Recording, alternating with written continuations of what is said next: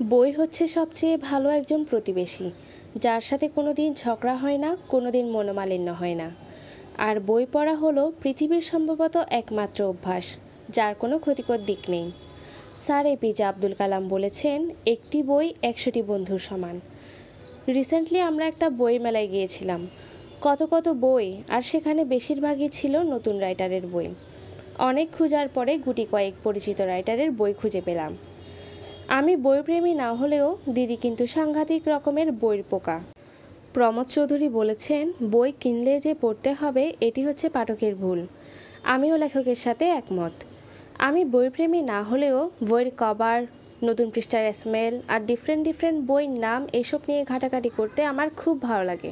আর mostly ভালো লাগে রাইটাররা কাকে ডেডিকেট করে কী লিখেছে তা জানতে।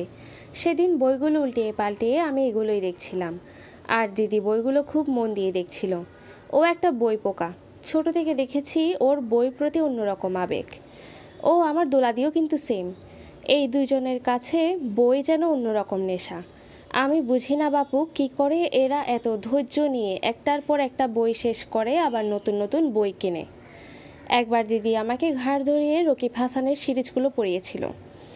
তখন পড়তে পড়তে এমন অবস্থা হয়েছিল আমার, আমি দিদিকে বলেছিলাম, আরও গল্প দাও, আরও এনে দাও রকিব হাসানের বই। ও আমার জন্য লাইব্রেরিতে খুঁজে খুঁজে রকিব হাসানের বই নিয়ে আসতো। তখন বুঝেছিলাম বই আসলে একটা আবেগ আর নেশার কম্বাইন্ড নেম। ভাবতে পারছো, আমি যে কিনা পড়তে পছন্দ করি না, সেই আমি এতগুলো লেখা পড়ে ফেললুম। আমার বড় বড় লেখার চেয়ে ছোট ছোট গল্পগুলো পড়তে বেশ লাগে। আমাকে কখনো কেউ যদি বই উপহার করতে চাও, অবশ্যই গল্পের বই দিও। দিদি আর দোলাদি একজন আরেকজনকে বই গিফট করে, আবার দুজন দুজনের গিফট করা বইগুলোও পড়ে নেয়। দিদির খুব ইচ্ছা ঘরে একটা রুম থাকবে যেটা শুধু বইয়ের জন্য। আমিও চাই দিদির ইচ্ছা যেন একদিন পূরণ হয়। আমি বই না পড়লেও সুন্দর সুন্দর নাম আর মলার দেওয়া বই কিনতে আমার খুব ভালো লাগে। সেদিন বই মেলায় আমি কোন বইটা রেখে কোন বইটা দেখব জাস্ট বুঝে উঠতে পারছিলাম না। আর সেটা নিশ্চয়ই তোমরা ভিডিও দেখে বুঝতে পারছো।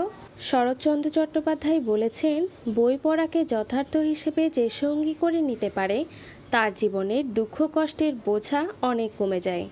আর এই যে বইপ্রেমীরা এই কথাটা অলওয়েজ মনে রাখবে। সেদিন মেলায় আমার ইচ্ছা করছিল সবকটা সুন্দর সুন্দর মলার দেওয়া বইগুলো ব্যাগে পুরে বাসায় নিয়ে আসতে, স্পেশালি বাচ্চাদের গল্পের বইগুলো। এগুলোতে গল্পের সাথে সাথে এত সুন্দর সুন্দর কালারফুল ছবি আঁকা থাকে, জাস্ট কি বলবো, এত সুন্দর এগুলো। উমা বুড়ি পড়তে পারলে ওর জন্য এখান থেকে কয়েকটা সুন্দর সুন্দর গল্পের বই নিয়ে যেতাম।